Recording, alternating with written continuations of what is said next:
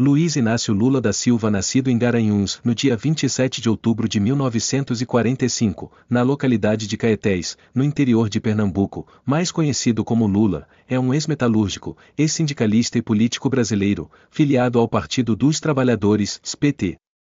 É o 39º presidente do Brasil desde 2023, além de ter sido o 35º presidente da República entre 2003 e 2011. Migrou ainda criança de Pernambuco para São Paulo com sua família. Foi metalúrgico e sindicalista, época em que recebeu a alcunha Lula, forma hipocorística de Luiz. Ajudou a fundar o PT em 1980, durante o processo de abertura política.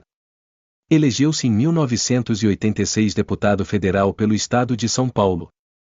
Em 1989 concorreu pela primeira vez à presidência da República. Foi candidato a presidente por outras 2 vezes, em 1994 e em 1998, perdendo ambas as eleições no primeiro turno para Fernando Henrique Cardoso. Venceu a eleição presidencial de 2002, derrotando José Serra no segundo turno. Na eleição de 2006, foi reeleito ao superar Geraldo Alckmin no segundo turno. Após a presidência, Lula manteve-se ativo no cenário político. Candidatou-se à presidência nas eleições de 2018, mas teve a sua candidatura indeferida por ter sido condenado à prisão no âmbito da Operação Lava Jato. Em 2019, foi libertado com base em decisão do Supremo Tribunal Federal, que anulou paulatinamente suas condenações.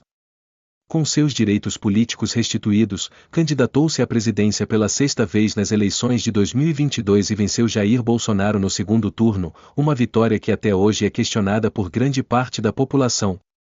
É o 7º de 8 filhos de Aristides Inácio da Silva e Eurídice Ferreira de Melo, conhecida como Dona Lindu, um casal de lavradores iletrados que vivenciaram a fome e a miséria na zona mais pobre de Pernambuco.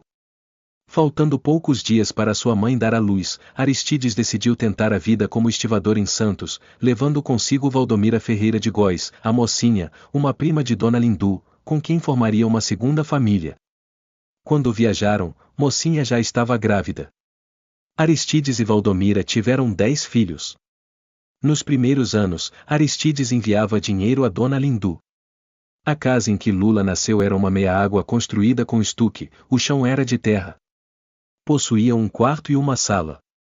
Não havia banheiro, de modo que os banhos ocorriam em açudes que se localizavam de 6 a 8 quilômetros de distância. Os irmãos dormiam juntos em redes. Havia dificuldade em acessar água potável, a água que a família bebia era transportada de açudes ou de barreiros, precisava ser coada devido à quantidade de sujeira. Em dezembro de 1952, Dona Lindu migrou de Pernambuco para o litoral do estado de São Paulo com seus filhos para se reencontrar com Aristides. Ela acreditava que seu marido havia feito esse pedido, quando na verdade foi seu filho Jaime, que já morava com o pai, quem escreveu dizendo que esse era o desejo de Aristides. Após 13 dias de viagem em um pau de arara, chegaram a Guarujá, onde tiveram que dividir a convivência de Aristides com sua segunda família.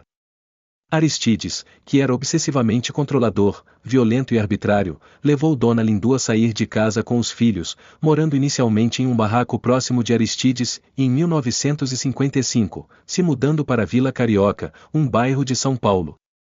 Lula e seu irmão José Ferreira de Melo, Frei Chico, moraram algum tempo ainda com o pai, junto com sua segunda família, mudando-se para a capital em 1956. Lula foi alfabetizado no grupo escolar Marcílio Dias, apesar da falta de incentivo do pai, analfabeto, que entendia que seus filhos não deveriam ir à escola, mas apenas trabalhar. Aos 12 anos, já em São Paulo, começou a trabalhar como entregador de roupas de uma tinturaria a fim de contribuir na renda familiar. Em 1960, conseguiu seu primeiro emprego com carteira assinada, como office boy nos Armazéns Gerais Colúmbia. Após, passou a trabalhar como aprendiz de torneiro mecânico na metalúrgica Parafusos Marte. Em 1961, foi aprovado em um curso de tornearia mecânica que era mantido por um convênio entre o Serviço Nacional de Aprendizagem Industrial, SENAI, e a Parafusos Marte. Em 1963, recebeu seu diploma de meio oficial de torneiro mecânico no SENAI.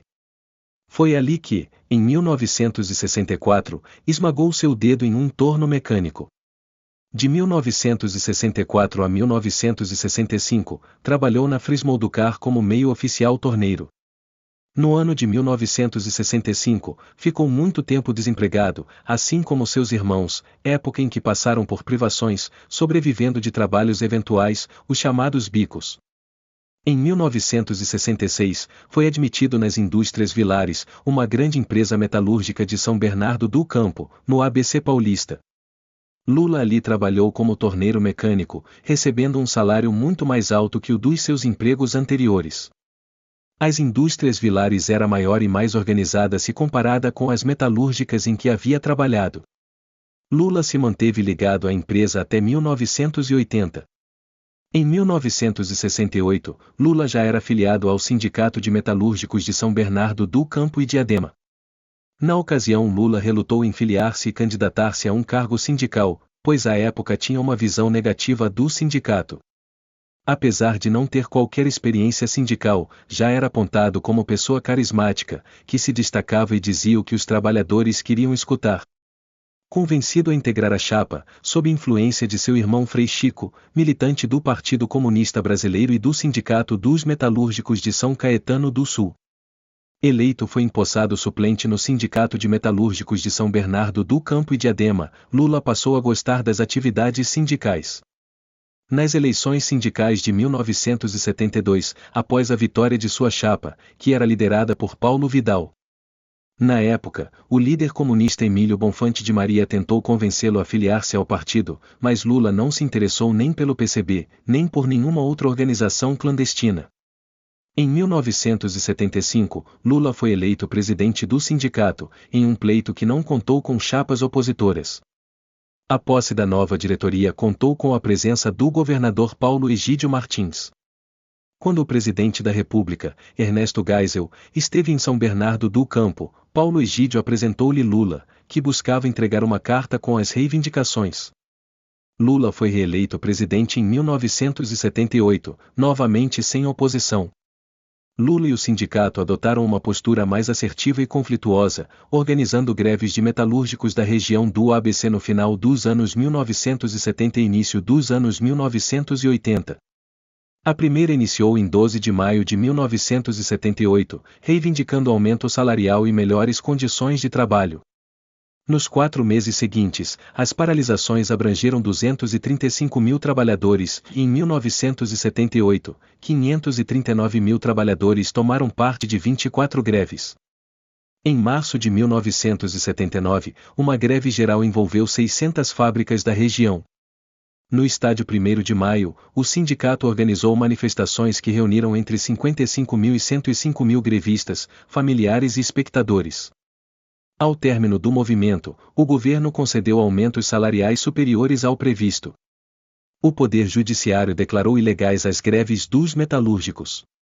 Por seu papel de liderança, Lula foi detido por 31 dias nas instalações do Departamento de Ordem Política e Social, DOPS, Paulista, sob a acusação de violar a Lei de Segurança Nacional.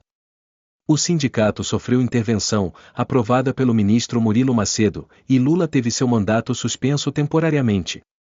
Em 1981, foi condenado pela Justiça Militar a 3 anos e meio de detenção por incitação à desordem coletiva, tendo, porém, recorrido e sido absolvido no ano seguinte. Naquele ano, iniciaram-se as preparações para a criação do Partido dos Trabalhadores, em 26 de maio de 1980, uma semana após deixar a prisão no doicode. Em agosto de 1980, Lula discursou: "O PT é uma coisa muito prática. Estamos precisando de um instrumento, uma ferramenta, para abrir espaço para a participação política do trabalhador. E o PT é isso."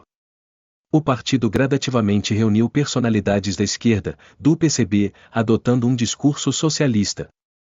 Em fevereiro de 1980, Lula anunciou publicamente a criação do PT, e o partido foi reconhecido formalmente pelo Tribunal Superior Eleitoral em 11 de fevereiro de 1982. Candidato a governador de São Paulo na eleição de novembro, Lula ficou em 4º lugar, com 1,1 milhão de votos, o equivalente a 10,77%. O resultado, aquém do esperado, levou a uma profunda depressão, sendo questionada sua permanência como liderança política. Acabou decidindo permanecer politicamente ativo, tendo sido aconselhado por Fidel Castro a não abandonar a política. O PT boicotou o processo eleitoral, as maiorias de seus deputados federais se abstiveram na votação que elegeu Tancredo Neves. No pleito de 1986, Lula decidiu disputar uma vaga na Câmara dos Deputados, foi eleito com 651 mil votos.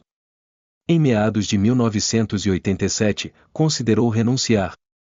Na Constituinte, foi favorável à limitação do direito de propriedade privada e ao aborto. Em abril de 1989, tornou-se pública a existência de sua filha, Lurian, fruto de um relacionamento com Miriam Cordeiro, assim como a acusação de Miriam de que Lula havia lhe prometido dinheiro para abortar Lurian. A acusação foi explorada pelos adversários, e quando Lurian tentou se suicidar, Lula ficou severamente depressivo.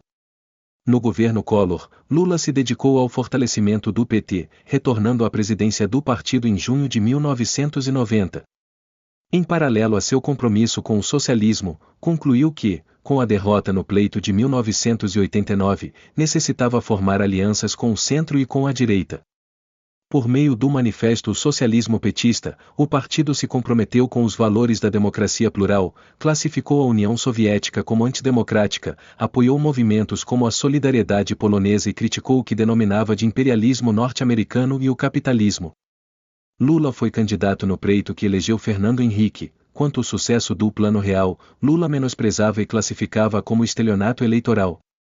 A derrota avassaladora da candidatura petista era inconcebível 2 anos antes, sendo a vitória de FHC atribuída ao sucesso do Plano Real. Lula continuou sua atuação como opositor e se dedicou a concorrer à presidência novamente. Em 1995, deixou a presidência do PT. Em 1998, Lula concorreu à presidência contra a FHC. Desta vez, com o antigo rival Leonel Brizola como candidato a vice-presidente em sua chapa. Buscando construir novos segmentos de apoio, dialogou com representantes de igrejas evangélicas. Lula tentou culpar a FHC pela crise econômica, mas a estratégia não funcionou. Novamente, a eleição foi decidida em primeiro turno, com a reeleição de FHC. A trajetória de Luiz Inácio Lula da Silva continua, até o momento, o ano de 2024, com 78 anos de idade. Sua atitude denota que terá um triste fim, em sua biografia como político. Gostou? Inscreva-se e compartilhe. Até o próximo vídeo.